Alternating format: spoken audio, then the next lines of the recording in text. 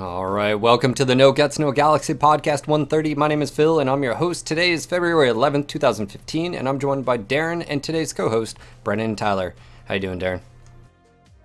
I am doing well. Kind of excited. We haven't done a Q&A podcast in quite a while, so you can explain that in a minute or two, but looking forward to it. What about you, Brennan? What you been up to, man? I've been working, and on my off time, I've been working. No fun in the middle of all that? No fun allowed, ever. Is it snowy there, too?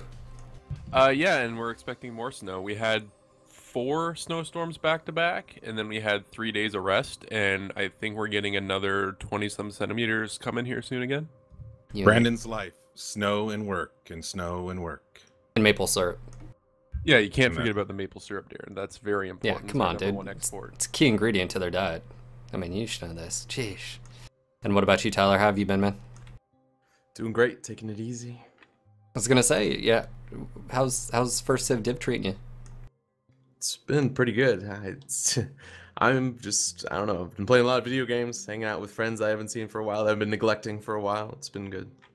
I hear you, man. So what are your plans right now? Are you just gonna go like 6 months, a year with just letting it all go? Or are you gonna jump in the job market? What are you doing?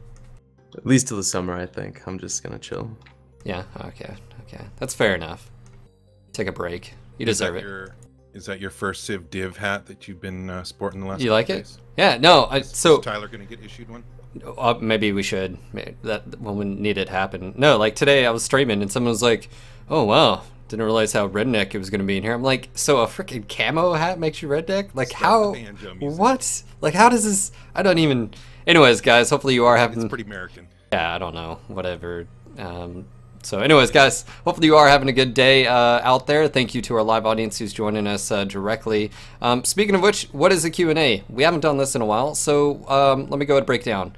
We are going to ask you guys if you have questions, maybe discussion topics, something you want to talk about in MWO that's pertinent, and you're gonna X up in chat. You can do it on TS, or if you want to do it on our Twitch stream as well. This is being recorded on both, and well, you have to ask the question on TS3. So if you're on Twitch, you're not going to be able to ask the question live. But anyways, then you're going to unmute your mic.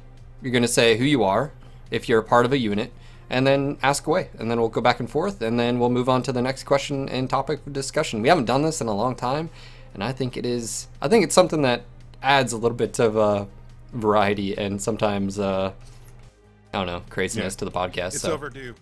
Definitely, if you have questions in the Twitch audience, go ahead and post them there. And if we are, people aren't asking on here, we can maybe read one of those questions and answer it live. When we do call on you, if you're on TeamSpeak and we call on you to answer a question, please speak clearly. Don't have anything on in the background. Like, hopefully you have this on in headphones. You're doing push to talk. We don't want to hear ourselves echoing. State your name, state your unit if you're in one, and then clearly and concisely as you can. State your question and we'll get to it. So, Phil, you want to kick us off? I was going to say, we already have an X up in chat. So, Verger, unmute, ask away, my friend. Hey, Sean. Hey, Bombadil. Long time no see. Hey. Just a quick question. Do you guys think that there's going to be another hero mech that's going to have ECM? I know currently the Locust is the only hero mech with ECM, but do you think there's going to be another hero mech with ECM? And currently a part of the United Mechanized Assault Division, UMAD, which is a founded group by former ACES members. So, there you go. UMAD dog, bro. Hey, actually, could you pronounce your name? Because we always... It's Verger. Come on. Verger. It's Verger. See? No, it's not as fun. Okay, so ECM mech. Will we ever see a hero with ECM? I wouldn't put it out of the question. I think the Locust was done pretty smartly, considering it's the Locust. But that being said, that ECM Locust, in my opinion, is the best now out of those because of that ECM. So you have to be careful. I would say if that was any other weight class with the hard points. Any other mech.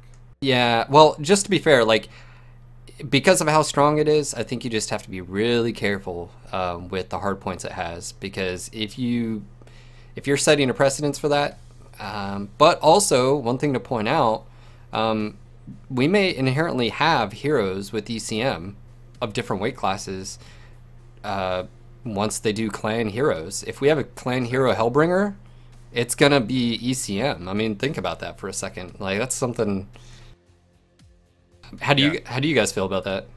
Well, first of all, to be specific, Phil and I don't know if there's one, you know, that's already lined up to be coming into the game. I mean, we don't even know what the next hero mech is specifically, the build or anything like that. We know that the Wolverine needs a hero on the IS side, and then of course clans need all the heroes. But yeah, I would say the same thing. I wouldn't say no to it happening, but it is a very fine line where you're balancing between, well, basically that whole pay to play thing, or pay to win. I'm sorry. You know, you give it ECM, it makes it super capable and powerful. And the only reason I think it worked okay with the Locust is because basically how weak the Locust is. So yeah, I think it's a fine line, but I wouldn't put it past, you know, chances of happening. Well, and that's what I was saying is, if they do a Hellbringer or any clan mech that has ECM, any hero version, because of how the Omnipod system and Omni system works, you're going to be able to have ECM on. So that's actually a very good question, Verger. And Tyler, Brennan, how do you guys feel about that? Is that good or is that bad? I think it comes with a mixed bag of things. As far as Inner Sphere mechs getting ECM, again, the only ones that I could ever see maybe is if they do passes again on mechs that have variants with ECM, such as if they do another like Raven hero mech or something like that. But as far as the clans go with ECM, that sort of thing, I think that's something they have to consider. Maybe clan hero mechs, all the Omnipods are locked in, type of thing, to actually make it unique.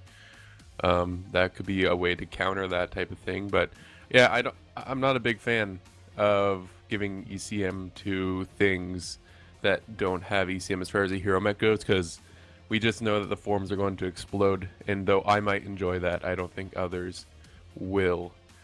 I think the only one that could really get away with that was the Locust. I think that's probably why they did that. Tyler, what are your feelings on that? Yeah, like Catcher said, that the Locust was the mech chosen, kind of softened the blow of a hero mech getting ECM.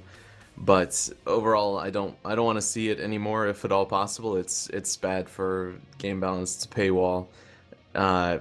People, of course, will be willing to pay for it. It depends. If on a clan mech, it becomes even more of a risk, because I don't know, Dire Wolf with ECM, etc. That would be horrifying. So I would like to not see any more hero mechs with ECM. Here, let me propose something. This is because I totally agree with everything you guys say. I think, especially for clan mechs, because this is what we're talking about, is because the Omnipod, or even IS in the future with IS Omnimechs, you lock the ECM hardpoint, and I know this is going to sound controversial, to the CT, or the combinations. Like, you're never going to be able to do any hero mech without basically what we're just talking about, without some pay to win or something being, you know, spread out there. So yeah, that's.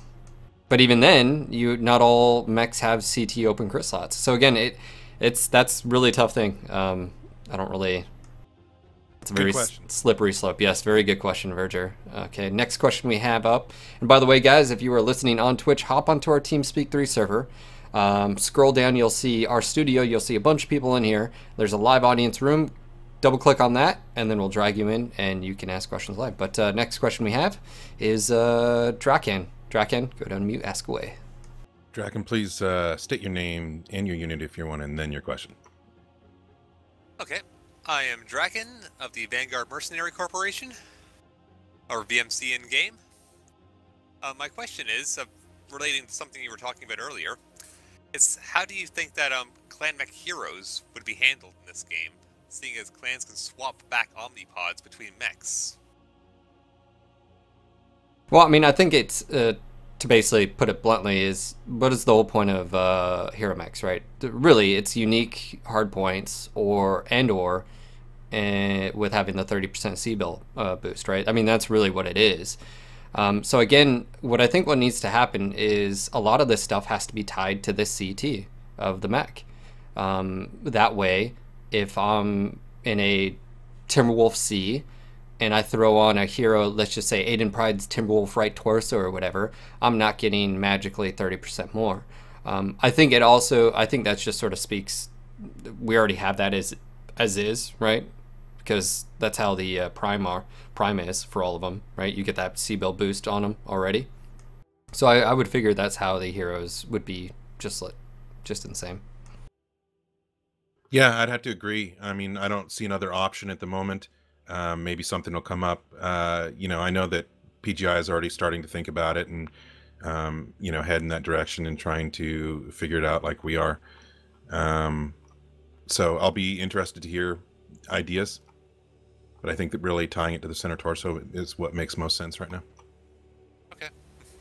It's a good question. Yeah, but I mean, we already sort of have that with the primes. Just imagine, well, if you got the invasion versions, it's pretty much a hero right now for the C-build bonus. Now, it doesn't have unique hard points, but the C-build boost you get from it, it's attached to the CT, so. All right, so thank you for the question. All right, so Verger has another question. There's like 20 people in here, but he's the only one. Verger, what's up? Oh, just another quick question. I know there hasn't been a hero mech that's come out, I think, since the clan mechs, and one of the possibilities for a decent hero mech would be the Thunderbolt chassis. What sort of configuration would you want to see being unique to the Thunderbolts? Because I think there's a clan member who was captured by an Intersphere unit, and that he used something like an 8 or 12 medium laser hardpoint Thunderbolt. You can look it up on Sarno real quick, but I just wonder what sort of Thunderbolt hero you would want. 8 missile hardpoints. Something different, huh? I would actually really love a Thunderbolt hero. Yeah, what'd you say? 8 medium lasers? I mean...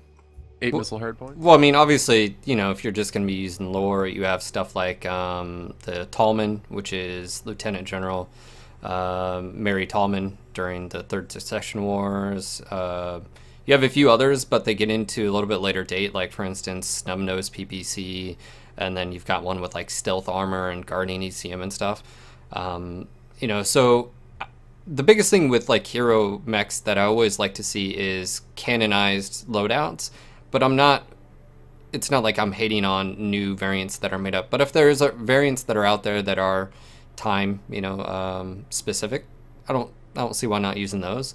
But also you have the custom variants that usually, you know, they try to stick towards, except on a few cases, like where they had to make them up, like the Marimets and stuff. There was no custom variants for it. So as far as like what I'd like it to do, I don't know. I mean, you've pretty much got the Thunderbolt is a energy chassis across the board. I feel like all of them do that very well as is. So, you know, if someone likes the Thunderbolt, maybe just getting that 30% bonus is enough to just roll around in it. But yeah, I don't have anything specifically. Tyler, Brandon? The Thunderbolt's kind of tapped out, unfortunately. It covers almost all the bases with its chassis it already has. Maybe another jump jet variant. But the 65-ton range is already oversaturated. It has 3 mechs and, you know, catapults, laser missiles. Jaeger mech is ballistic and lasers. And Thunderbolt just does everything. So that's a rough one for Thunderbolt. Maybe one with more energy hard points, but we already have one with 7 energy, so it'd be rough. Yeah, 7 energy and a missile. Probably and something the with SS. something with a side torso ballistic, like high mounted side torso ballistic. It would compete with the Jaeger mech a little bit, but it would be the only unique thing really you could do with the Thunderbolt. Yeah, I could see... Go ahead, Brandon. Turned it into a 65-ton hunchback 2C. Put ballistics in each torso.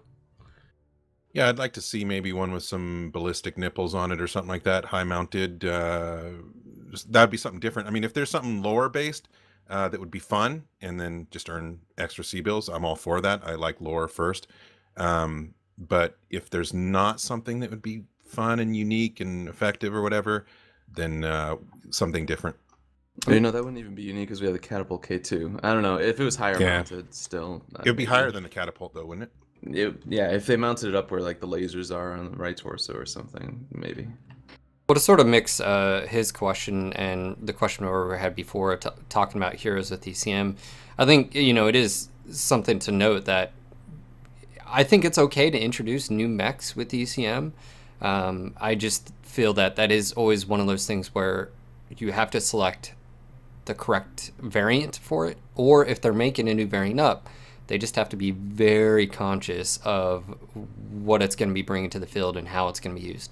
Now, I know a lot of those questions, like, well, how many people said the Shadowhawk was DOA, right? So the only reason I bring that up is, you know, something with ECM in the heavy category I think would be really great for the IS side.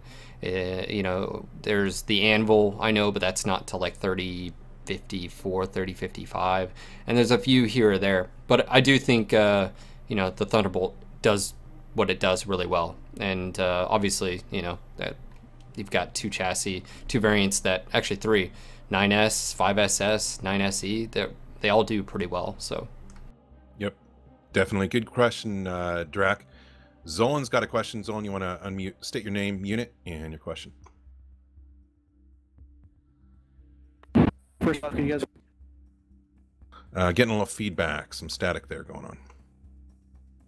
Try again. Actually on the... I think he's on a mobile connection. Yeah, I'll just... Yeah, we can't we'll hear you. move on, Zolan. If you get that sorted, we'll ask you again. Anybody else with a question? We got Demonoth with the question. Demonoth? Dominoth. Yeah, Dominoth. I'm the founding member of the Beautiful Corpses. My question is related to Ferro-fibrous. For example, the Protector. It really galled me that I bought the Protector and then immediately had to remove the Ferro-fibrous because, you know, it's one of the canon parts of that build. Any thoughts on how Ferro-fibrous might be made useful for anything that's over, you know, 40 tons? Good question. I've been in that position as well. Well, first off, you just have to look at like what I've always felt that Ferro-fibrous is in a weird place because based on the lore, right, in the novels, it was basically like up armor packages, right? It was improved armor. In the novels, they didn't talk about crit space in the novels, right? You didn't have that shit. All you had was, hey, we need to get this to the frontline units usually got it first, right? The upgrade packages as they became available. And it was just a thing that saved weight.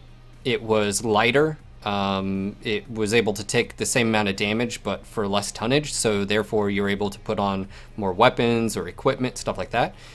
The unfortunate thing is because the translation into the game is, oh, well, it takes 14 crit slots. And on top of that, for the IS side, Indo actually gives you better weight savings. So the tough thing here is, can PGI or would PGI consider potentially, and this is where I've always felt that it should possibly do, I don't know, is maybe you actually get, when you switch to Ferro, it actually increases your potential armor hit points you can take, if that makes sense. But the only problem though is right now, light mechs and a few mediums are the only ones who can really do Indo and Ferro because of the crit space issue. But would you rather, like me as a heavy or an assault, you usually have Indo Steel. If it was the same weight savings as Indo Steel, or it gave you actually physically more armor, not armor per ton, I'm saying actually more armor. So like for instance, if you had 400 max before when you equipped Indo or Ferro, it gave you 450 or 475 or whatever, then I think people would take that instead of the Indo. But unless that's broken up, I mean, Tyler, Brennan, Daeron, do you see any other way of making it, I guess, appealing enough to take it over Indo? Could always make it so the armor takes more damage, but the tonnage needed to put up armor. So it doesn't take up any crit spots, but it's more tonnage to add armor to a mech or something like that. That could work. Because I mean, right now the reason you take it is Indo. You flip Indo because it saves you actually more tonnage. That's the reason people take it. So if you just looked at, it's not about the armor. Yeah, it's not about the armor on that. It's the fact of I'm in a 50-ton mech, and when I equip Indo, it gives me X amount of free tonnage compared to Ferro. So I think right there, it obviously offsets what Ferro can do. Even if Ferro didn't give you as much free space, but it gave you that added protection, would that be something, Tyler, that you guys, you know, even from the top side, would be interested in? Yeah, that's a really good idea. I'm surprised I haven't heard you say that before, that it would be something tempting at the heavy and assault ranges for mechs that just want to take more of a beating but are willing to skimp on the weapons a little bit to take the Ferro instead of Endo and be slightly tankier. That's a really good idea. Well, I think that fits what we've brought up over the last few months of establishing essentially a tanking role, and I think that would fit right into that.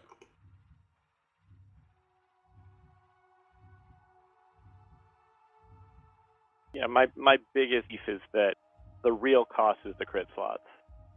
You know, the C bills are cheap, but that's not really game level. That's exterior economy, and that's what I feel like isn't being plated well. Is it's literally the same cost as Endo, and you do not get the same benefit. Yeah, that was a great question. I think it definitely deserves some attention and some thought. We can do some checking and see if there's anything happening in the background as far as that goes. Thank you for your question, Phil. Yeah, do you have any more to say? No, I was just gonna say. I mean, when it comes to that, that's always been the toughest thing when it comes to Ferro is you have to break it away from just being a weight savings, right? And if it doesn't give you anything more than just that, then Ferro is just gonna always be second to Endo.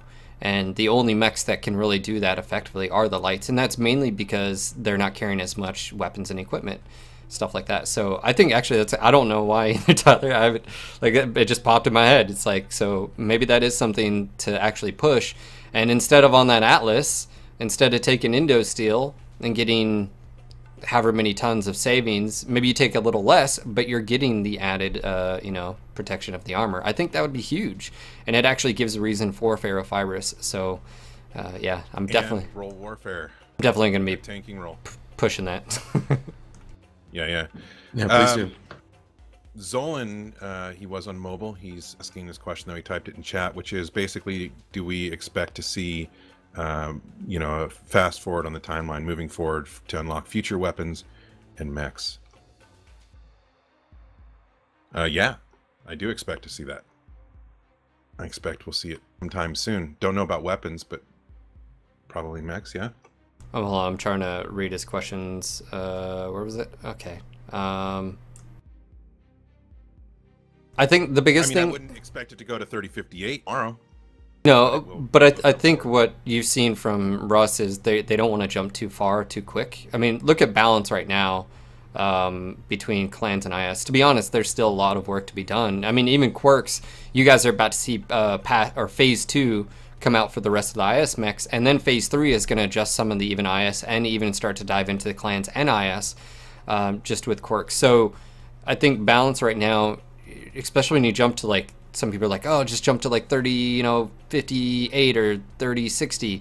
You're literally introducing heavy lasers, snub node PPCs, ATMs, IS, different UAC. I mean, you've got a bunch of there, and I just feel that there needs to be some things set in place and nailed down. And we've even heard, I mean, Paul's talking about Ghost Heat. Those are systems that I would assume would be easier to adjust if you're not throwing in like 10, 15, 20 different new weapons, Well, I don't think that the timeline is going to advance willy-nilly. In fact, what I think it's going to be, the main factor is going to be mechs that are available that we can bring into the game. And so that's what I think is going to advance the timeline. We need some more mechs, so we'll move forward X amount of years. I don't think that it's going to go fast. I think it's going to, in fact, I think they're going to advance as slowly as possible. But I do expect to see advancement soon, and then we'll just see after that. I mean, we all have favorite mechs, and yeah, I'd love to see 3058 for a specific mech and whatever. But also, there's a lot of reasons not to jump ahead. Whoa! You're telling me that we're not going to jump right to 3145? What's wrong with you guys? See, what's your mech? He's all about that bushwhacker. I'm all about that dare cage. No, I would actually, I think 3055 would be a reasonable jump if they do a jump. I mean, it's only, 4 years in difference? 3 years? I don't know. And you get a good amount of mechs with that jump, so. All right, so I think it's a good question. I think it's reasonable. I do know, and me and Daeron have talked to Russ about that, specifically, looking towards, talking about ideas for the next mechs and stuff like that. He doesn't want to jump too far too quickly. And obviously that has to line up with design as well. I mean, Paul and them have to make those decisions because they're going to have to introduce new weapons and possibly new mechanics too for the weapons. So, all right, we got lined up Rax, H Bizzle, and looks like Mike Ritter. So Corax, go for it. Name, unit, and question. I'm not in unit. In-game name is also C Corax. The question is a balancing related one. It's something that I've been talking a lot about with people in the NGN chat. Is there ever a possibility that a weapon could have altered critical slots and tonnage as far as the balancing goes, and especially the AC2 on the disc? Because personally, I see the AC2 as a support weapon, and I think it would benefit highly from having a fitting of say 2-3 instead of 1-6, because it's a very heavy weapon to put on. I mean, with ammo, it's a 4-slot 9 weapon with 3 tons of ammo, or a weapon that does 2 damage. So is there ever a chance that a weapon could be balanced by adjusting its fittings? ooh, I've got an answer for you. First off, I like the direction what you're talking about, but there's a few things. You spoke about roles like it's a support, weapon and stuff. This is actually, well, yeah, but no, this is actually something we were talking about last podcast, which I said, which is really tough because as players, we designate mechs in certain roles, but it's actually not clearly defined in game. Weapons are actually not clearly defined in it's not like missiles are always support role. Like, it's not like you have to be at 700 or long range to use them, right? You can use them all the way up to the 800 meters. So I get what you're saying, but I just wanted to clarify, like, roles for weapons have never really, it's because of the dynamic of a mech and the equipment you have and weapons, and when you're on a map, the terrain and geometry, there's so many variables. But I will say about the AC2s is this, I don't want to see tonnage changed. Because what it does is it breaks things up. I think what you can do is you can work around it though. So hear me out. We've been talking about this a lot. Like, what happens if, I do think AC2s are close to actually being viable. Now, the reason I say this is if Ghost Heat is turned off, that does help them. God's sake, yes it does. All right, so it does help them, but you will never be able to make the AC2 compete with the AC5 without causing huge issues DPS wise. And the reason I bring this is an AC2 by itself, if it had high DPS, isn't an issue. 2, okay, not an issue. 3, 4, 5, 6, which can be boated now, is an issue. It's the same thing with like PPCs or any other weapon boated, right?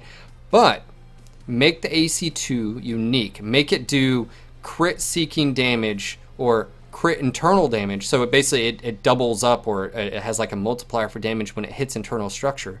You've now just given the AC2 an actual role. I'm going to go hunt around mechs that are already in trouble, and I'm going to chew right through them really quickly. Or the fact of I can hit internal structure, and that AC2 or has a bonus towards actually crit seeking weapons destroying, throwing off flak and shrapnel. Now you're not competing DPS and cooldown basically of the AC5. You're not competing, range isn't an issue really with AC2s. There's only a handful of maps that you can effectively engage at range, and as soon as they press on you, range doesn't really matter. So it's got good range as is. It's just right now, everybody's so linear in thinking just, oh, well, it needs to have up DPS. I don't think it does, because maybe a little bit, I'll granted, maybe just a little bit, but then it's what happens when they're boated, and some people are like, well, that's okay. No, then you get into the same issues of like UAC5s on direwolves. UAC5 by itself is meh, but when you boat 6 of them or 4 of them, so that's my opinion. Brandon, Tyler, can I make a reply? Yes. I agree with most of what you said. At the moment, I think the ghost heat limit is you can fire 3, and if you go up to 4, you get the heat scaling. I think 3 is a fine number because few mechs can mount more than 3 anyways. And about the roll thing, it is true that a lot of it is defined because of how the game functions. But I saw it also as kind of an heavy upgrade to the machine gun. So one of the discussion we were having in the chat was that if you make it so that it actually has some similar bonuses to the machine gun, where it seeks out damage or critical hits, then you give it a role other than just damage. So I fully agree. But well, I disagree that it should weigh less, because with ammo it's a minimum of an 8-ton weapon. well, and that's where I said I don't agree in lowering the weight of the weapon, just because I do know stock builds, it throws everything out of whack, blah blah blah, or just in general it throws just their sort of cannon weights. But I am okay with doing quirk-based high capacity ammo. Basically saying is you apply it to certain chassis. Perfect example would be like the BJ1, right? The BJ1 or any light mech that has an AC2 or 5 or something, the reality of it is it can't take that weapon and be effective because of the amount of tonnage it has to dump into ammo. Another case in point, and I'll even argue for a clan mech here, actually a few of them, the Gargoyle. The Gargoyle is another classic example where it just doesn't have the tonnage to also take the weapon. So you may be asking, well, what does that mean, Phil? 25-50% ammo increase maybe on a specific weapon or a generalized weapon. So you're getting more for your tonnage. Now, some of you are out there like, your mind's about to explode, like, that's not canon. Well, look, some of it doesn't transfer. Like an LB2X on a Ice Ferret is shit. On the A variant, you were literally, it works well on the tabletop. Okay, cool, that works. But in game, it just doesn't have the tonnage to effectiveness ratio out there. And I think a high capacity ammo would solve what you're talking about. But I do think AC2s are close. I feel like they're a little bit more DPS, not to where they were before, I will agree. And that's where I also like the quirk system, to where the BJ1 can finally be just like the Hunchback 4G is one of the best AC2 mechs. You throw in the crit seeking ability, you throw in the internal damage multiplier, you just created a weapon that has a purpose, that it's not trying to compete against the AC5 for damage or volley.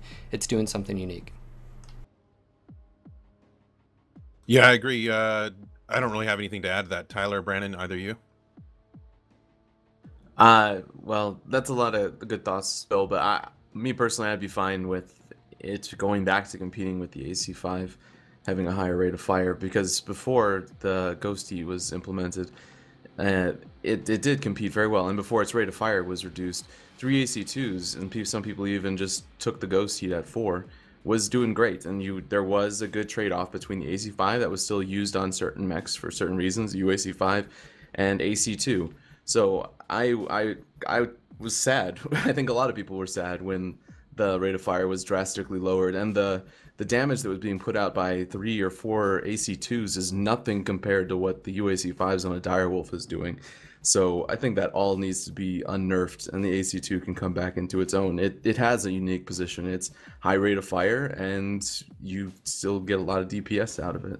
Well, yeah, I can agree with that. Like, if you increase the DPS of it to where it was before, then yeah, it'd be totally viable. Even if you boated them, it's fine. I didn't think it was an issue back then. None of us did. None of us understood why it got nerfed, except when Paul posted and he said he generalized. So on paper, it looked... I'm sure it looks fine. But I guess what I'm saying is just a little bit of an uptick of DPS, and then those 2 other factors, you won't need that huge rate of fire, if that makes sense. So I guess they can go both ways. They could even do a combo. But the AC2 right now is very underwhelming. It's better without Ghost Heat. And by the way, to go back to the gentleman that was asking that, is you can't have Ghost Heat on 3, because a BJ1 with 2 AC2s was activating it. You were firing quick enough, just chain firing them back and forth, you were firing quick enough that it was activating Ghost Heat, even though it was set to 3. So it was still broke, and that's why I'm glad it's gone. Like, from AC2s never needed Ghost Heat, because exactly what you were talking about, the tonnage you invest in, right, for what you're getting out, so... Yeah, there's no mech that could mount enough of them besides like the Jaeger mech, and if you did that, you're limiting yourself on ammo or taking an XL engine. So yeah, good without Ghost Heat. Corax, thank you for the question. Much appreciated. Next question up is H Bizzle. Name, unit, and question.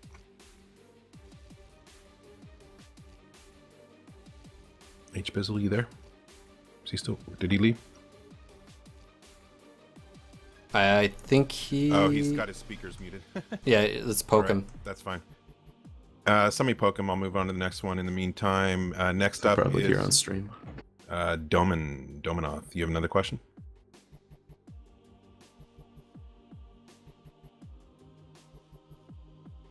I was just showing somebody how to access. Oh, right. Okay, yeah. Sorry.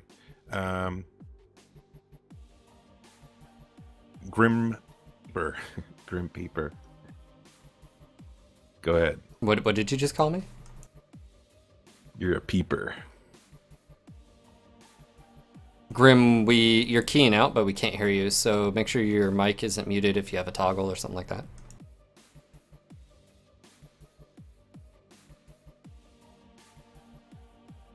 Still can't hear you. Make sure to go to settings, options, go to your capture, and make sure capture device is your USB headset or whatever you have, and then hit OK and apply. Okay, so just go ahead and read my question. Yeah, so I'll do that. He has two questions. First one is, now that 12 mans have community warfare basically dedicated to them. In other words, a dedicated 12-man option. How do you feel about limiting group size in the group queue to say 6 at most? Well, I'm sure Phil and I can give our opinions on that. Phil? I think we just talked about this. Someone was asking me this recently. I think it was might have been HBizzle or someone in chat, and they asked me if what would you do? And because I play group a lot and I also play solo, here's my issue with group queue. Now, we have to dissect it. And Tyler, me and you have talked about this a lot, right? I mean, when they made the decision to do groups larger than 4, there were people that came back to the game because they enjoy playing with more than just 4 of their friends. And that's where I'm torn on this decision, because for a balance factor, there is no way to balance a 12-man group in the queue except for an equally skilled 12-man in the queue. So right now, and I've used this example, I'll use SJR, I'll use Aces, any team that's good out there, you may run into another 12-man or 10-man or something that's competent enough to give you a run for your money. But all those other matches is just nothing but raffle stomps. And I made the point of saying, if it was me and I had the decision to, I would say I would remove the 4+ man groups from the group queue. I would do max 4-man groups, and I would implement 4x1 on them, because balance trumps players' wants and needs. And it sucks because, again, I just said a lot of people enjoy playing with their friends. But does that trump balance? There's no way to do it. There's no way to do it. It is Pandora's box, because even if you implemented like what Russ was proposing beforehand, which is, well, we're going to implement a 4x1 setup and it's light heavy, which means you take a 5-man group, there's 2 lights, 1 medium. It still does the fact that there's a 12-man with 4x3 and they're decked out with whatever they want, already predetermined on comms, organized. You cannot do it. And I don't agree with it. I haven't agreed with it. I wish it would go back. And then on top of this, Tyler, one of the things I talked to you about, and you guys have said, is we warned PGI about doing this. And, you know, so can you blame people for taking bigger groups and nothing but raffle stomping for hours and hours and hours? I mean, how do you guys feel about this? I mean, I already know how I feel. Well, I feel like we've answered this a million times. And that's no fault of yours for asking the question. It's something a lot of people wonder. Hey, if I had my way, I'd limit it to 3-man. But because of lore-based lances, I'd do 4-man for this game in particular. But the problem is, it's just not going to happen. Pandora's box opened, can't close it, which pretty much is. Well, no, I don't agree with. I don't agree with that. I don't think anything done in a game is basically just closed and shut. I think if the community... other than Russ has said that it is so.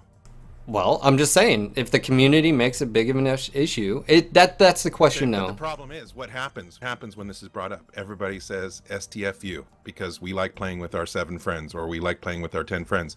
But I mean, he's already said on there something has to give. He did say Something has to give. You're getting the choice of how many people you want to play with. You're getting the choice of how many mechs and what mechs to bring. And again, it goes back to, it was Rithen. We were playing with Rithen from EMP, and it was like 2 days ago. And I basically said is if EMP or any of these teams out there are rolling around, the only thing that can compete against them is an equally skilled and decked out team. And just because you may be equally skilled, I may drop against SGR and I have the same amount of pre-made, but maybe we're just joking around and having fun and they're decked out for serious mode. And again, there's no way to do it. So I don't know. And again, this is where I'm torn. And Daeron, you're right as far as, on one hand, I don't agree that it can't be changed. I feel like that's something that should still be open to discussion. And so you're saying I still got a chance? One chance. I mean, but yeah. I've said this enough. Tyler, from your perspective, you do Meat Shield Mondays, and when you do that, you play with a wide variety of skill, and sometimes you're dragging. Well, you do drag people up, and you see what happens. I mean, how do you guys feel? I mean, it's a personal issue, though, right? I mean, what we're talking about is, do you enjoy having the larger groups? But then, is that overriding the balance factor, and are you okay with that? Well, I do enjoy the larger groups. Mutual Monday is where I play most of my 12s groups, and it's a lot of fun to get everyone out there. It's when I roll with Steel Jaguar, we very rarely drop in 12-man queue, just because, like you said, it is a Ravel Stomp, and at this point, it's not much fun anymore just rolling over helpless, well, not helpless, but people in the queue that aren't as coordinated or skilled. But dropping in a smaller group, which I do in the group queue quite often, just in the opens, I actually have a lot of fun playing against 12-man, so this is where I'll kind of depart from people that really dislike 12-mans. It's a good challenge, and usually can overcome it even in a small group if your group is skilled enough. I enjoy fighting against the odds. So, I don't know. I have a good time, that's me personally, and it's not going to go for everybody, but I'm okay with the 12. Now, can I also interject and say, normally though, when you're grouped up, you're playing with equally skilled players on your team. Oh, that's correct. Right? So with very high elo players. Yes. So, and that's what I'm saying is the perspective of, you know, dropping, and I'll pull people in throughout the week on streams, and some of them are better, some of them are, you know, newer to the game, and so I mean, it's just one of those things where is balance, I guess my question is balance the most important thing in the game, right? Like you guys are always... There's balance, and then there's player happiness. Yeah, but whatever. Everyone screams about clans in IS, and Thunderbolt this, and Timberwolf that, and Stormcrow this. What they're screaming about is balance. And again, I think this has been sort of a topic of discussion that really is a big issue in the group queue. You cannot, no other free-to-play title that we know of does this. I mean, to be able to basically, and I'll also point out this, Russ and Paul did acknowledge the fact of having multiple pre-mades, and this was previous to this being implemented, affected the group queue. And remember, they did say they were going to remove the group queue, having multiple pre-mades on per team, and go down to 1. So ergo, you know that the sway, the control a large group has over a match. And this is my issue with all of it. Come around and we'll go ahead and move on. Is I have no issue with playing good teams and bigger teams. Yeah, Tyler, you're totally right. It is a fun challenge. Sometimes it's a raffle stomp, but therein lies the problem. I have no problem with large groups. I have a problem with Matchmaker throwing me into a match that statistically there is no way for me to win. That is the issue at heart. So with all this round being said, I agree that the larger groups has probably brought more people back into the game, and it is fun. It is challenging, right? But Matchmaker should not be throwing me into a match where I have a 5% chance of winning. That is the issue I have. That being said, I think that's an inherent problem for every single game of its sort. Anything where you're thrown into a match like this with large teams, 10 plus, whatever, whether you're talking World of Tanks, War Thunder, everything like that, you'll just get those matches that you get in, and there's nothing you could have done. You were going to lose. And I don't think that's unique to this, even though this is unique with larger groups. Well, right, that's how the Matchmaker in MechWar Online works anyways, is it does put you in those games where it's betting that you're going to lose, And if you throw an upset, that's how your elo goes up. So it constantly is throwing everything it's got at you, trying to make you win or lose. So, But but Matchmaker does know, hey, you only have a 5% chance, and that's what I'm saying. Is like I'm okay with. And if you win, your elo will go up. Right? Yeah. Good luck with that one. Yeah. Right. Do I get like a special thing that And if pops you lose, up it won't like, go down. rank up? Yeah. Right. I don't know. Just all right. Next question. Well, Matchmaker doesn't, just to out though, Matchmaker doesn't set out and go, okay, I'm going to give this guy a 5%. It's always trying to figure out the best match possible, and if it can't get that, then whatever happens. But there is always those weird anomalies where we'll have a 4-man group, EMP, SGR will be dropping. It puts us all on the same team, and I don't understand that. Yeah, like there are issues again out there that I don't know, man. It's always tough, and it doesn't happen all the time. So it's just one of those things where I have no problem with the bigger groups.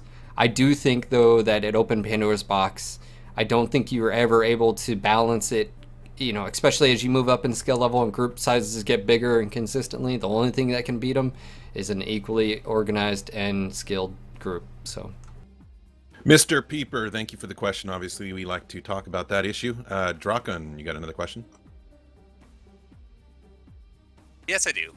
You were talking earlier about AC2s being a underwhelming weapon. I think we should probably touch on the biggest offender in that category, the Flamer. Like, this is a weapon that nobody's given any thought to. Everyone just views it as dead weight, and it doesn't really have a role. It's the trick when we're doing the trick. The reason I don't think it's been really brought up is the fact of last time Paul actually said it's crap. He said that on stream, and he said it's crap. He said we have to go back and we need to fix it. I mean, so until that happens, I think we could talk. Like, hold on. Did anybody have an issue with it actually shutting down mechs completely? I didn't. I thought it was ridiculous that you can't shut down mechs. Like, what's the even point? Is to bring them to 90% and hold them there so they can't fire, I guess. But then, did any of you have anybody troll? I think the main problem was back when single heat sinks were around, and that was a problem. It took forever. If somebody alpha struck really hard and then put themselves well over 100%, and then had a flamer on him, it would take a long time to cool down. So, or people would walk into the middle of Caustic Valley and literally not be able to start back up because it's generating more heat than you could cool. So sure, I saw it troll some people a little bit, but no, now there's double heat sinks and almost everyone has it. It's fine. I don't see anything wrong with troll weapons either. I mean, let's put in perspective. If you're mounting flamers and you're just standing there shutting someone down and keeping them in a stun lock, you're also taking yourself out of the fight as well. You have to remember that. And not only that, chances are is they have other teammates which will probably just blow you the fuck up anyways. So I have no problem with a stun lock. It's just situational awareness and using it to the best of its ability. Well, couldn't you say the same thing about lasers or laser? I mean, it's all the same. I mean, like, out of my entire time playing, I never had anybody troll me with flamers, ever, even back then. Like, and you're right. I mean, as soon as you shut down, they either have to keep the flamers on the said target. And so what if it's a bunch of, I don't know. I just, so. I mean, on top of that, the flamer, you have to get super close with it as well. And that's what I'm saying. You pretty much have to go off, like, jump into the enemy's line. Because, I mean, it's always been a murder ball. MechWarrior has always been a murder ball. And so you'd have to jump into the enemy's line and keep focusing one target while the other members all have free reign on you. So the answer for me is easy, although it may not and probably won't be as quick as people that really want the flamer would like it to be. But I think the flamer will become viable once AI is introduced to the game. I think that's going to be it. Yes. If it can be fixed before then or balanced or whatever, fine. But I think that will be really where it will shine. Yep, AI infantry would be nice. Well, like I said, I've never been trolled. I never did understand that argument. Like, oh, well, people were. Yeah, sure. I don't know. It's one of those things where if AI infantry or even against mechs, why would you? We have an entire chassis that's developed around them, and yet the weapon is meh.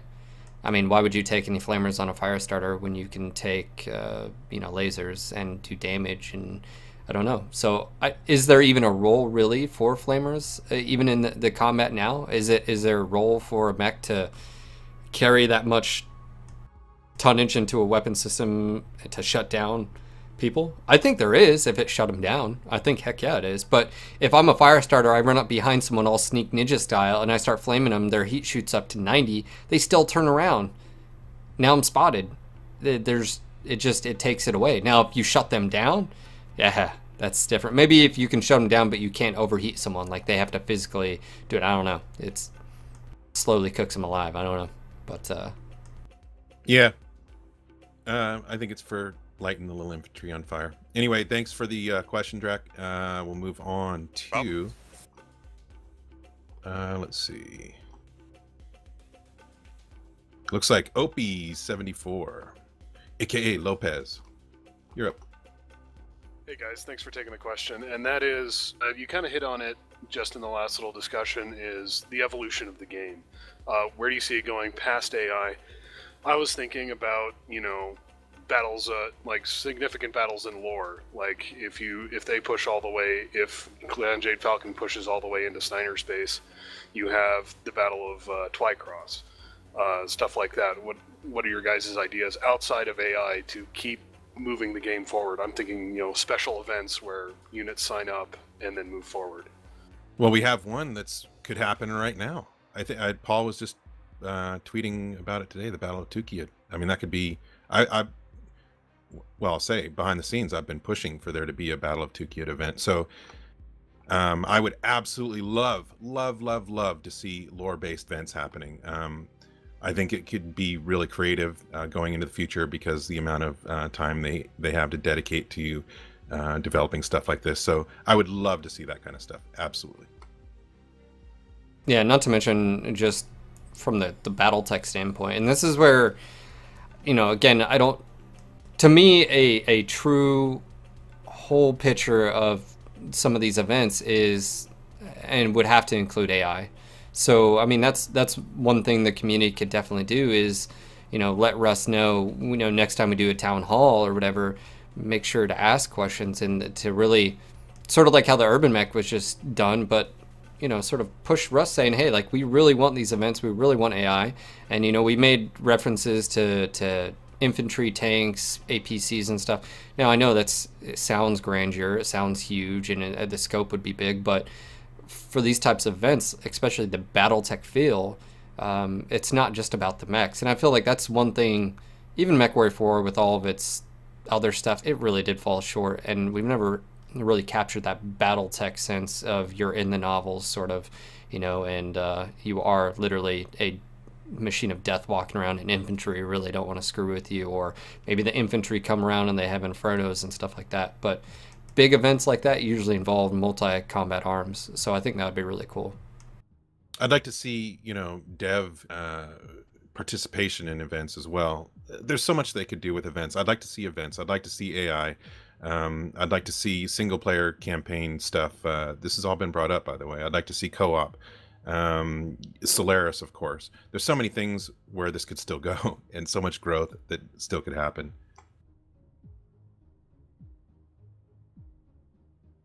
Brandon or Tyler, you have anything to add? Oh, I would definitely be down for events like that. It's just a matter of how they do them and that sort of thing. I think it'd be really interesting if they hold an event like that over the period of a week, like a whole week, and then depending on the outcome, have some sort of lore-ish type or some game type thing. Like, so for example, if Intersphere wins the battle, maybe open up like 2 or some planets like that, or something to do, something that actually has impact on the map is what I want to say. Yeah, what Catcher just said, it's what PGI was planning on doing, and I was kind of disappointed that came and went, and nothing, no event. So maybe we'll get something out of the beta. Well, let's also throw out there that, you know, the whole clan invasion was a big flop, and we heard the reasons for that from Russ. I mean, so it was very disheartening from a BattleTech standpoint, where, you know, pictures are released of a shadow of a Timberwolf and a flyover video that's 15 seconds of River City. Unfortunately, that's how it went down, and, you know, we just have to make sure the future is a lot better, right? So. Here. Thank you for the question, Lopez. Buenos muchachos. Adios. All right, next question is, I like this name, Mike Ritter Poopenshire. Ask away. The Shire of Hi Poop. guys, I'm the CEO for the Night Wardens Mech Warrior Group. Kind of a similar question to what we were just discussing, but with the push from units and organizations who are creating world agreements and world pacts, do you see PGI finding a way to work this into the future of CW, i.e. some of the non-aggression pacts that we've had, some of the coalitions that Liao and Merrick are building, or something similar to what Steiner and Free Rosselage have built? Do you see that being built into the game eventually? Well, right off the bat, I'd love to see alliance like chat, like EVE Online used to do. You'd build an alliance, you could invite people to a private chat or whatever. Communication is key to this stuff. Everybody's hopping around on different TSs trying to find people and open, doors of communication. I think that would be great, introducing that to the UI. Now, of course, that probably won't come till the next UI update. I think something to talk about in this question is, obviously, community warfare is PGI is letting the community determine the outcome of the map, right? Which I think is great. Yes, the lore in me just says, but it's not realistic. It's not realistic to say, oh, well, this happens or this planet can't be owned by this. No. So going down this route, what's interesting is, like, there's talks about a Star League forming, right? That units are making pacts of non-aggression. Right? Maybe it already happened. Well, I know, but I guess my point being is, like, the non-aggression packs, or you'll have people that agree to not attack and feint, and all of a sudden, boom, they're getting attacked, and you have clans fighting clans, IS fighting IS. So to me, I think it just speaks volumes of how you can take a sandbox system like that and let the players go and just keep adding tools. I think ultimately that you do let the players continue doing what they're doing, but they need tools to be able to make things speed up, which is, stuff like API tools. I can't stress how important those are. We've only seen a handful. We need more. Like, those are things that the community, I'm not concerned about it. Like, to me personally, maps, mechs, blah, blah, blah. How about those type of things? I think would, be pretty important. That's just me. It is just you. It's always just Brandon, Tyler. Ways to incorporate alliances and stuff. I would love an alliance tab or something like that, and having alliance chat and everything like that. I know personally with Aces, we have a pretty big alliance right now operating in the Combine, so it'd make things really easier to see, maybe even show what planets they're on specifically in a different color or something like that, and where they're dropping, so you can coordinate. So we're not always having to jump between like 4 TeamSpeak servers. Just something in game to accompany or help with that. Let me toss this out here. VoIP, we're getting it on the 17th. Now all they have to do is implement some type of lobby system that's better than, like, you know what I'm saying? Like, look at like what MW Lobby was trying to do, or sort of the zone. Implement something like that in game, somewhere where people can meet up. Now you don't have to hop between TS3s, because guess what? It has built-in VoIP using the TS3 SDK or whatever. Hell yeah. Like, it's... Phil and I are huge proponents of playing MWO with friends and groups. We were just discussing basically events with Matt Newman, and we were talking about, of course, there's tons of solo players that play MWO. It's a huge part of the population, but what we feel where it really shines is in groups and with friends and units and so forth. And so everything that furthers that agenda or that goal, I think we're totally into. So anything that allows alliance, I mean, this is all, I love this stuff, the politics and the alliances. More. And I think, that's the difference for me. When you find a game like this, when you find a group, you find friends, you find people to play with, that's the difference between playing it for a year or something like that and playing it for 5 years. So hopefully... There are a few concerns, though, and I will point this out, because I've seen it in EVE and I've seen it in World of Tanks. EVE Online, they created an alliance system that, even to today, you have so many friendly units it makes it almost impossible for either Can't find somebody to fight. Or just for the fact of, look at how it's implemented MWO. You may have units that have very valuable planets that can almost never be taken because they have buffer after buffer in front of them. And even if they don't have an alliance system in the game, you leave it up to the people, and they have an alliance outside of the game and never have to worry about it. So I would say, Poop and Shard, that's actually a very valid and good topic to discuss, because there may be implications once resources come to planets. And Tyler, you know, we've talked about this, is a lot of the comp teams, you guys are like, we're having fun, but as soon as resources are available, oh, it's on. It's a whole nother game. Real money, man. Whew. Yeah. Getting paid to play. All right, Mr. Poopenshire, thank you for the question. Who's up next? Who do we got? I believe, Dawn, I see that you're asking, but I want to try and get a person or two that we haven't. Wing Zero, you're up. What's up, folks? Hi, I'd up, just dude? like to know about any changes that could be done with the hit indicator when we shoot a mech. Like, let's say, for example, about having a little sound bite. We've been having some players been having some issues trying to get confirmed that they were actually hitting a target or so. So, is there any chance in the future that we'll be having that in the future?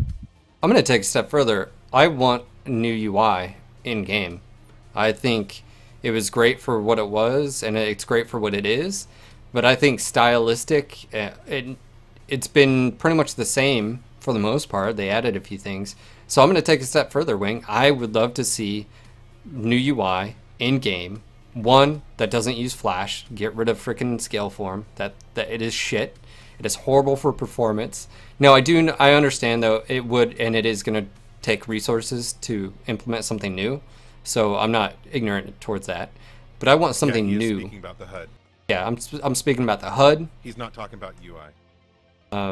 UI, It's sorry. in the HUD. HUD is user interface as well. I mean, let's just be real. When you Right. when you say UI, that means HUD, that means mech lab. Everything. But in-game HUD UI, I think would be awesome if we had a change. And we also look at all those screens that are in your mech that have never been utilized. I mean, it literally, I think that's something the design team could definitely step up to and be like, hey, we want this cockpit to feel more like a cockpit instead of it just this two-dimensional screen that's in front UI.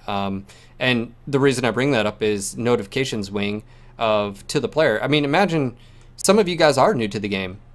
How frustrating it is not knowing, or maybe there's not enough visual or auditory cues. But yeah, there's a lot of things that I feel like can be improved upon. I just feel like the UI was designed very early on and really hasn't adapted. And I think they have new UI artists, so I think that would be really cool. But my first issue with it would Scaleform needs to go away, because it's such a the performance is atrocious from it. I mean, look at YouTube. YouTube just dropped Flash. They have HTML5 because Flash is shit. So, well, hopefully we'll see it worked in. Well, I was hoping today was going to be a short show for editing purposes, but obviously we've already gone an hour. We'll do 2 more questions, and then we're going to call it. And obviously, we'll probably do another one of those. I want to stay up, Mama Bear. Don't make me go to bed. I don't want to do it. Next question is from Nikolai, and he's on mobile, so he's typing in, sending it in via Comstar. Do you guys think the solo population will convert to group population with VoIP in game? My answer is that it's definitely going to help. You know, it's not a matter of converting, everybody plays both or whatever, but I think that that's going to open the doors to a lot of solo players to realizing how effective and fun communication can be. Emphasis on can. Mute definitely needs to be in there, but yeah, I think it'll help for sure. I think it's going to go the reverse, actually, because I like playing solo, but not having those tools available, not having the communication aspect. That's, again, where I think Command Wheel really needs to come in.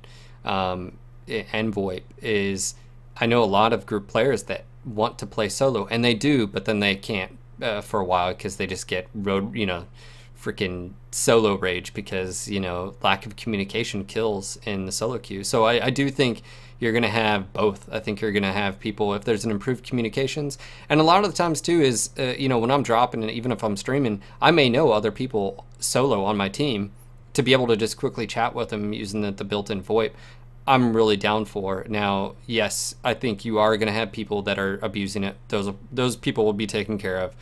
But I think in general, this audience that MWO is very mature. I'm talking about from the age group. So I think it'll be a good implementation, and I'm looking forward to it. But I don't think it's one or the other, like Daeron said. I mean, hey, cross-pollination is good. More group players playing solo, more solo players playing group. Oh, good. Last question. Dolan is asking Ghost Heat. What the future of Ghost Heat? What are you guys' thoughts? Tyler, I'll let you go first. Yeah, I've heard Tyler talk about this before. Tyler, why don't you lead us? Okay. Well, it'd be nice to have chassis specific Ghost Heat limits raised. Awesome. Amongst other things, so I would love to see some Ghost Heat limits raised. Probably like the large laser, for instance, could maybe use 3 at once, maybe 4. We're all tired of it.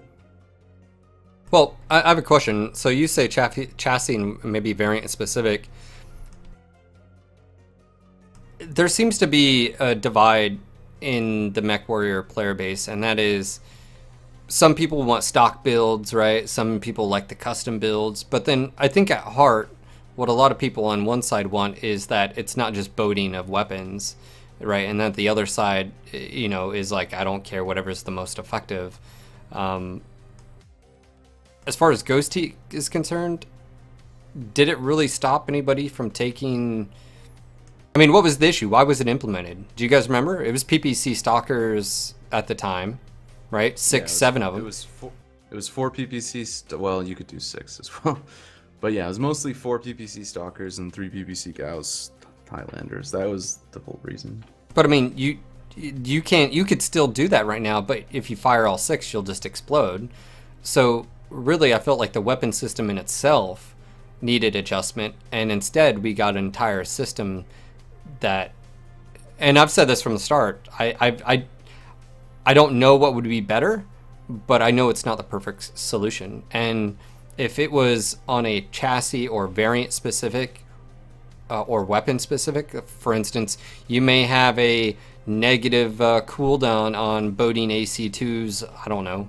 I don't know how they would implement that, or boating, I don't know, whatever it is, but does it stop large, heavy mounted weapons? I think it does to some extent.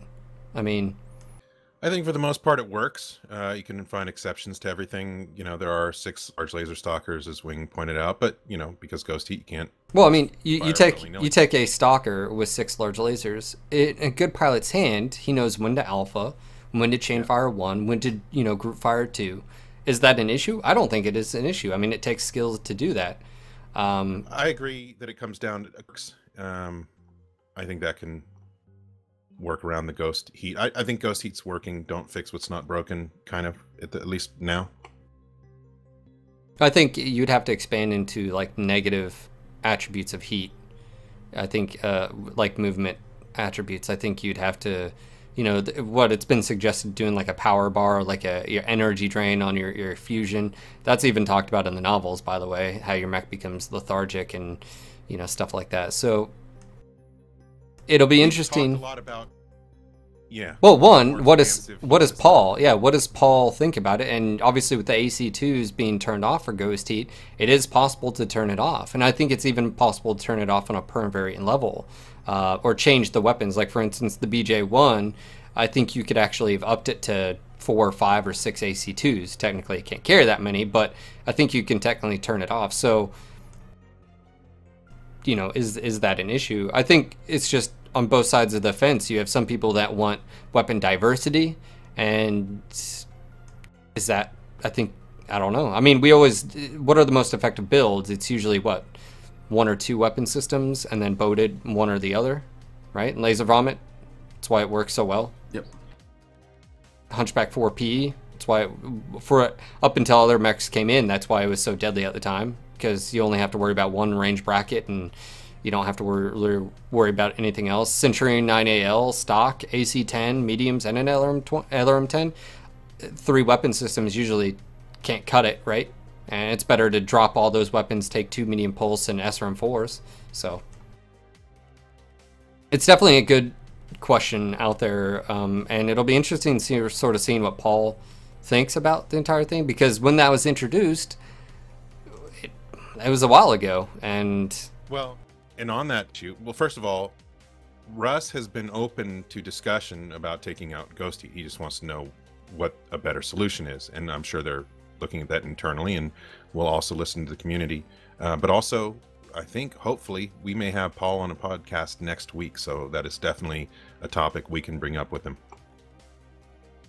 Yeah, we'll be sitting down with him, chatting about the game, balance, where is he seeing it, and maybe we'll be able to get a little bit of heat scale information out of him. Because at the end of the day, it's definitely a topic of interest, and it will determine some of the things, you know, as far as the gameplay aspect. But I also think there's a few other topics going into where we're going to talk about quirks, clan quirks, stuff like that. I know that's the big topic. Phase 3 that Russ keeps talking about, and you guys are about to see Phase 2 as well, which I'm sure a lot of you guys are excited for and you're looking forward to, because some of them missed the mark on Phase 1. So Phase 2 is gonna it's gonna put smiles on a few people's faces, just a few. All right, guys, we're going to go ahead and wrap it up. I just want to say a big thank you to our community, our listeners, our live audience, all the questions, and our Twitch audience. Thank you guys for showing up. If you guys like this format, by the way, I think we might do this from here on out. I don't know. Maybe, just maybe. You're saying streaming while we record? Yeah, I think they're enjoying it. I mean, we're getting more people, you know, But let's bug Daeron about that. So yeah, and of course our amazing staff, all of our streamers. Big shout out to all of our streamers.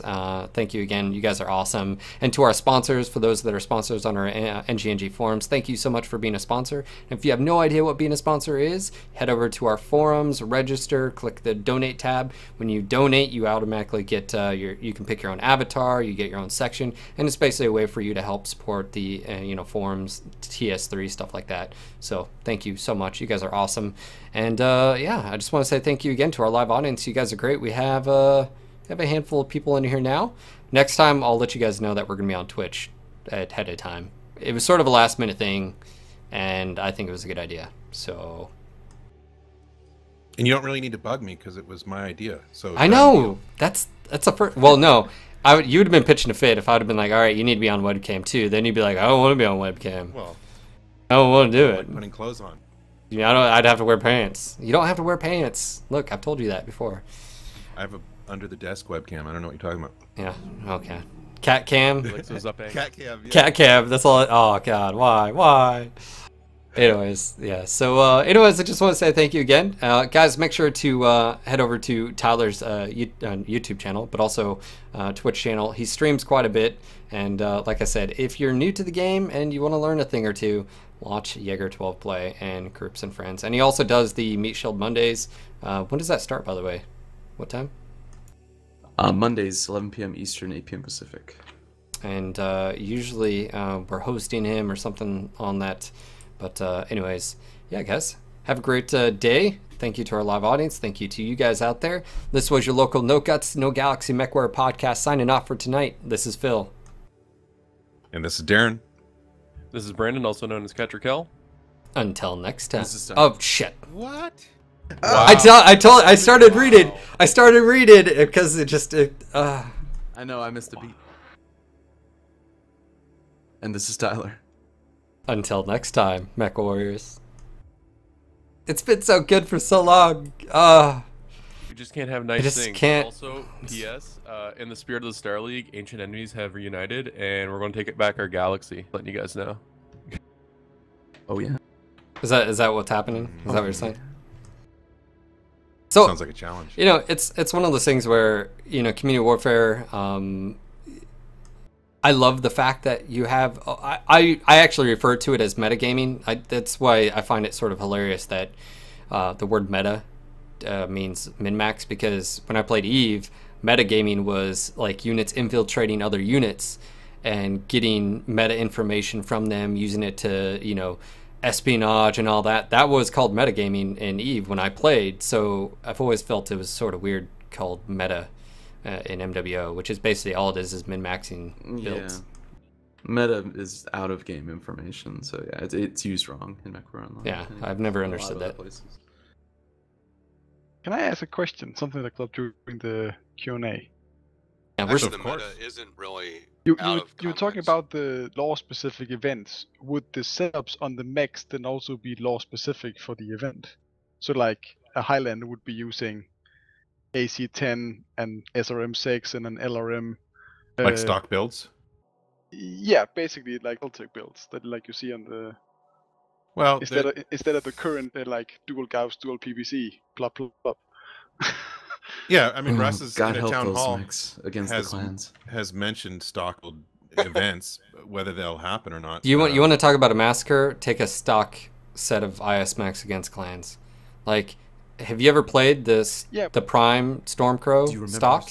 Do you know how you would get raffle stomped? There is no like. Yeah, but that's kind of thing, isn't it?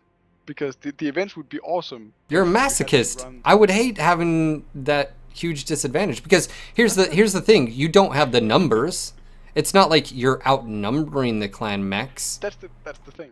Well, you would be if you did stars versus lances. Yes. That's what I was just gonna say. 2 lances versus 1 star.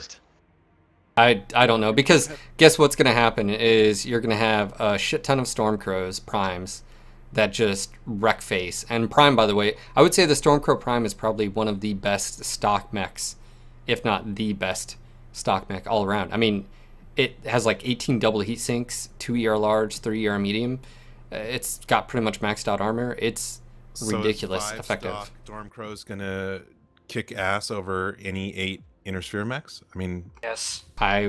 Over 8 atlases, stock atlases, sure. 8 urban mechs? Whatever. What range are you talking? I mean, well, urban mechs would win all. We know We're that. talking just dropping into a map as it is now, where you can just be kited around the map all day. Yeah. Anyway, I think the idea is interesting. It's the same like War Thunder. There's balance with everybody wants to take the German Tiger tanks, and the only way to balance it is with numbers. I think they'd have to do something similar here. Balance it with numbers. Yeah. Well, I mean, that's just the reality of it. Is like, it sounds good, like, but this isn't the BattleTech universe. You know, like a BattleTech universe would be freaking brutal, right? A Gauss rifle doesn't take X hit points. No, it goes through your mech and tears everything apart. I mean, you know, like, there are things that just can and can't happen, you know. So I would never say that law should take precedence over balance, because you can't do that in a game like this ever. It was simply that, like, in War Thunder, the only place you can have historical setups is in the events. Because you can't do it in the randomables, but that's also the reason why, for certain events, nobody plays on one side. It's because there's no reason to play the event when you can just go and play the random battles and have the normal, I kill everything. The Innersphere would get murdered if we had stock mech mode. It would get absolutely. And the major thing, Phil kind of touched on it for a brief second there, is that the major difference between the two of them is almost all the Innersphere mechs have single heat sinks and all the clan mechs have double heat sinks.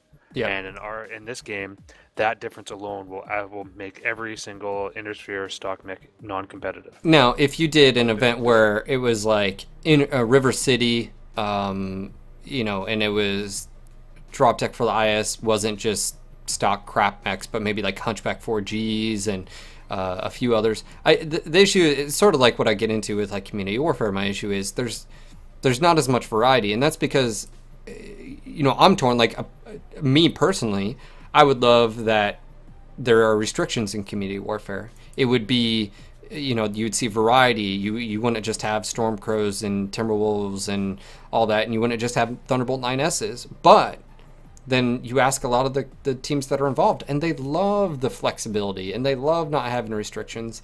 So again, that's where, you know, it's just my opinion. That's all it is. It doesn't mean I'm right. It doesn't mean I'm wrong. It's just, to me, what you're talking about, the stock mechs, is you would have to have variety. It wouldn't, if you gave choice of, hey, you have 5 clan mechs and you have 8 IS, well, I can already tell you what the the clan ones would be, and hop in a private match. Based, it's gonna be specific mechs that are available, so it may not be a Stormcrow available or something, you know. What they could do is implement a cost for each mech and component, thereby kind of hitting the clans where it hurts. Economy isn't, like I said, if it's not an economy based. No, I see just what he's a price getting at. tag. Not economy per se, but it costs to bring the mech into the match. If your mech costs $10 million to build and you have $1 million to bring into the match, it hurts people that can't play all the time. That's what it does. And unfortunately, that's not on stock. Well, look, stock mechs, have it in private matches. Have a check button. I think that's fine. A stock match mode? No, I would not want to see that in a public match. No. Oh, but actually, again, back to the original question was still events, and I wouldn't mind. Event would be cool, anything, but lore, fluff, but yeah, not a mode. I just don't see it being viable. I mean, you would literally.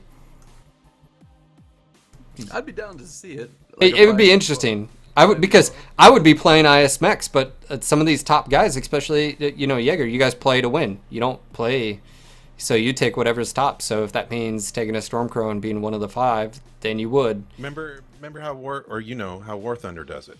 They got into a special event. There's only certain vehicles, planes or tanks that you can choose from. So same thing with an event here. What clans were involved? What mechs did they use? What Intersphere units were involved? What mechs did they use? Only those are available. Yeah, I'd be down. That'd be cool. At least, I mean, it could be fun to try to see if it actually functions. No, I actually agree with Daeron. And if you did it where you click on an event, and if you choose clan, you only have X amount of mechs to choose from. And if you click IS, then you have these mechs to choose from. Yes. But if you leave it open to people being able to min-max with all the mechs out there, no, kiss your ass goodbye. If you have the option to pre-balance it for them, it's fine. Another thing that you could do is do it the way that the clans did and say, hey, there's an invasion here or defense here. To go in here, this is the X amount of tonnage that you need to bring. You can't bring more. Like right now, it's set really high, the same with the inner sphere. So why not reduce that amount like the clans actually did? Well, that's tonnage for firepower. Well, that's why I was talking about. I think it'd be really cool is the idea that Daeron and Korax were getting at was one, if you have an event like this, like let's just say it's a week event, right? And it allows anybody to come in, and even if you don't have those mechs, you can actually play them. So I think that's actually another cool thing to touch on is if you're a new player to this game and you log in and there's a live event going and you click it, you actually may not own that Hunchback 4G or whatever mechs are available. Now you can actually hop in, you can get experience in them, and it's a live event. And boom, once the event's over, I mean, you didn't own the mechs or whatever, but maybe you earn enough or do whatever. And you're taking the min-maxing away from the event, which I think is good. Like, you have to do it. But, yeah, you would have to do a numbers game. But, yeah, I don't see a problem with that. But, all right, guys, I got to get going. So I just want to say thank you to everyone that joined us. And I'll see you guys later on. And see you tomorrow for the afternoon stream. So thank you guys for joining us. And to all of you guys out there watching the stream, I'll see you guys later. Until next time, Mech Warriors. Peace. Thanks, everyone. Yep. Have a good one.